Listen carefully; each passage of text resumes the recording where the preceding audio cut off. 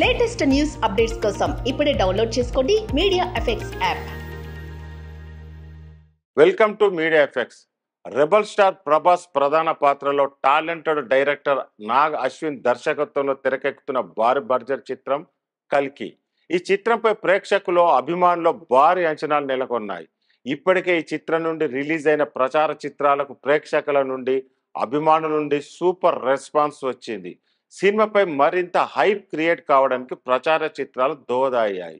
ఇప్పుడు ఈ చిత్రం ఎలా ఉండబోతుందనే దానిపై మై డియర్ దొంగ సినిమా డైరెక్టర్ బిఎస్ సర్వజ్ఞ కుమార్ పలు ఆసక్తికర వ్యాఖ్యలు చేశారు. కల్కి అనేది ఇంతకు ముందు ఎవరు టచ్ చేయని చాలా డిఫరెంట్ కాన్సెప్ట్ మరియు ప్రతి ఒక్కరూ ఊహించలేని విధంగా ఉంటుందంటూ చెప్పుకొచ్చారు. కల్కి చిత్రానికి డైరెక్టర్ అడిషనల్ రైటర్గా పనిచేశారు. ఈ కామెంట్స్ ఇప్పుడు సోషల్ మీడియాలో వైరల్గా మారాయి.